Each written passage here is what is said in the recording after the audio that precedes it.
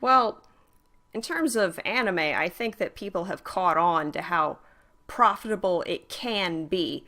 I think that there are, some obvious hurdles that are preventing that from happening. Like I I've seen the franchising and the merchandising going very well, but then again with the pirating and the not necessarily illegal streaming because streaming's not illegal, but the whole unauthorized streaming.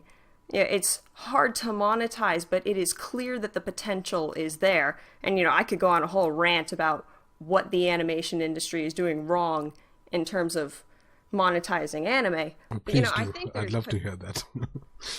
yeah, like I would almost consider making a whole video about it Oh, please because do. it's so Yeah, please do. yeah. Yeah, I'll be sure to get back to you on it when that video is made. Yeah, and then when it comes to American animation, it is so frustrating because obviously back in the very beginning you had Disney, and then Walt Disney himself was poured his heart and soul into making the highest quality animation we can, and it's really because of Walt Disney that we have the animation that we do today. And then after he died, it just became this whole corporate suit thing. So, the Disney stuff stagnated, and then Don Bluth comes along, and then his stuff eventually stagnated, and then Pixar comes along, and then Pixar gets bought up by the corporate suits, and then Illumination comes along, and Illumination is just kind of oh my god, I hate Illumination so goddamn much. Where they know what they're doing is bad. They know what they're doing is terrible. How What can did you they live make? with yourselves? I'm not They made familiar. Minions. They Okay. made Sing.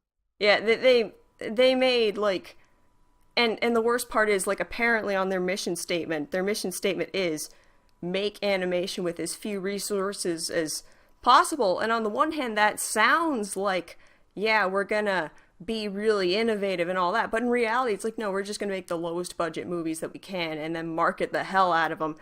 So it's terrible because you've got all these companies that pop up and for the most part start out with good intentions, but they either get bought out or they stagnate after their original figureheads move on or die or stuff like that. And there is I feel so bad that I don't remember their names, but there is a stop motion studio that is still fighting the good fight, so to speak. But stop motion is such a tedious art form that it's not like they can pump out movies all the time. And on the one hand, that's good, but on the other hand, it makes it so that whatever impact they have on the American animation industry, it gets erased after a few years worth of time. Mm. Yeah, what about the series side? Because I've been hearing a lot of good stuff about the new American series that's coming out. Yeah, I've got mixed feelings about that because on the one hand, it's clear that the kids that grew up watching good cartoons have now grown up and are now trying to make good cartoons themselves. And on the one hand, some of the American cartoon series, are good. Like Gravity Falls is good. Adventure Time was a lot better than most of the stuff that we were getting before. And, Steven Universe has garnered a lot of attention, but at the same time, it's kind of hard for me. Steven Universe, I didn't mention this in my video about it, but Steven Universe flat out plagiarizes, and it is really painful to watch. And their process and the fact that they got inspiration from all this other stuff is good, but I don't think they understand the boundaries between being inspired and stealing.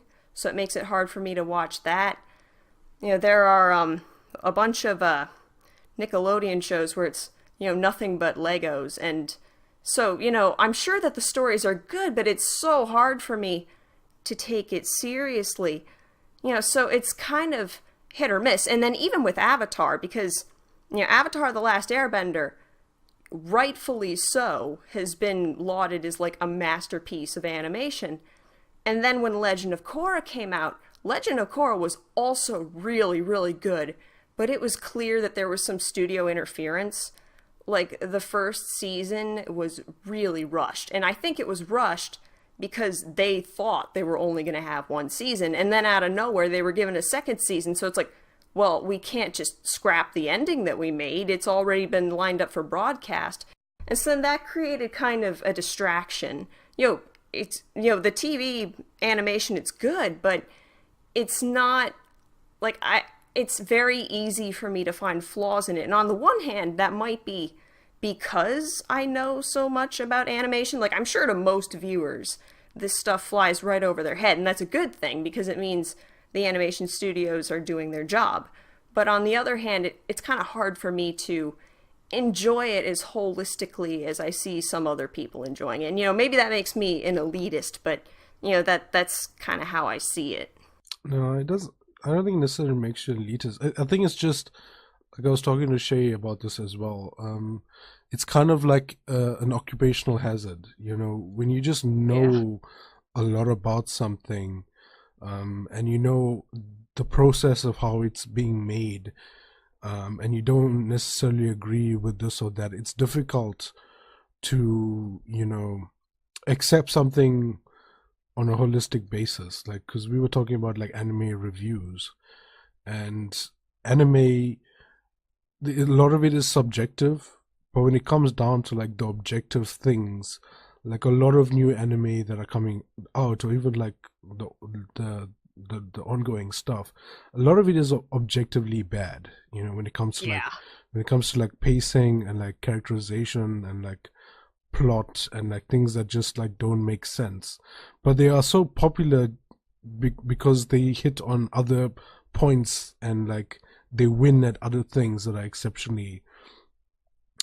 popular, or they just hit it so hard that everybody loves it in the mainstream. But when you point that stuff out, you get like branded as like an elitist or whatever. But you can't necessarily ignore all of those things, especially when it's your hobby or your job or whatever, to review something or look at something in a technical manner. I mean, that's what being a geek is, looking at something in a more than mainstream type of technical way. So yeah, you shouldn't feel bad about that. It's cool. I wish I knew more about animation, but I know diddly squat about all of that stuff. What do you think about the Japanese anime industry? Because I've been hearing all of these like crazy stories about how these animators are not being treated well. Oh yeah. Stuff like that. What do you think about the future of the Japanese anime studios? Well, anime in terms of production, I think, is a very bittersweet process because on the one hand, like, for one, if you're making something that's getting adapted, like making manga in Japan is backbreaking work, and so it's clear that these people, usually at least, love the stories they're working on. Or for like the light novels and stuff, I think it's safe to say that these people generally care about what they're making. And then like even people like Satoshi Kon, where he was making movies, it's clear that he was very invested in all the movies that he was making. So the love is there. But then you get to the problem of, well, how do we make it? Because like animation, the way it works, there is never one animator working on anything. Usually in a show, you have one person who's animating like 10 seconds, and then another person who's animating the next 10 seconds, and then somebody else who might be working on like 2 seconds of something that's really, really complicated. And so you have to have enough resources to hire all these people if you want to get anything out in a timely manner. And that's, even if you're doing it cheaply, it's really hard to pay for all those workers. And based on the blogs that I have read of people who went to Japan in order to animate there, the rule of thumb that I've heard is you get paid $1 per frame. And I just know from my animating speeds, if I got paid $1 per frame, I would probably get paid like $20 to $30 a day. And that is, that's not much, especially if you're living in Japan, from what I've heard. But at the same time, if you want to maximize profits and keep your studio afloat, you have to be as cheap as possible. So from there it becomes the ultimatum of, do we make this really low budget, or do we kind of treat all of our workers like crap in order to make it really good? And so then after that, you've got the fact that, like, in Japan, apparently animation is like really expensive to purchase. Like, it's expensive if you're trying to buy it overseas, but it's also really expensive if you're just in Japan. And so from there, it's kind of hard, because it's like you've got this clear labor of love. Somebody wouldn't be making the story unless they loved it, or at least most of the time that's the case. And then you've got these animators who, they're absolutely crazy for being willing to work in these, terrible conditions. But again, they love it so much, they're willing to do it. And then you've got these prices where, it's like, well, it's no wonder that no one wants to pay for it, because it's so darn expensive. So I don't question that quality animation will continue to come out of Japan, but I do question kind of the spirit of it. Like, how much of the quality stuff will be top-notch quality, and how much of it will be people trying to make a quick buck, and how much of it is going to be affordable. And that's another problem, because so long as it's not affordable, people aren't going to pay for it. And if people don't want to pay for it, they're going to get it, for free, either illegally or, through tricks of their own. So, I think that the process has necessary evils, but I think that those necessary evils might unfortunately whittle away at it in the far off future. Like, I'm not worried about the anime industry going away today, or even within the next decade, but I think that in like 30, 40 years, we might have to reconsider how we make anime. Well, yeah, and it needs to be, gradual shifts. You can't just like wake up one day and be like, I'm going to change the anime industry. Like, Yeah. it's something that needs to happen over time. But I mean, the big publishers have to realize it, and if they too, it's a problem not only in the anime industry, but I feel like with institutions all over the world, everyone's too interested in the next quarter, of the year, like not 5 years from now, not 10 years from now. It's about how can I maximize profits in the next quarter so it looks good on my tax thing, or it looks good for, the shareholders when we have our next board meeting or whatever.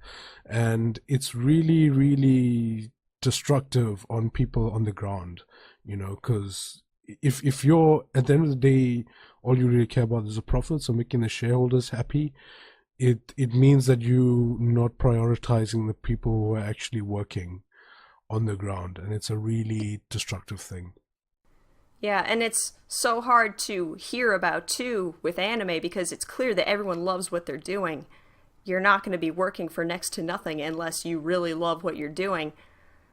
So it's kind of hard to see, these necessary evils being perpetuated, especially when you know that the people who are being treated poorly are being treated poorly because they want to do what they love. Yeah, it's weird. Okay, let's try to brighten up things a bit with Yeah. with the rapid fire rounds.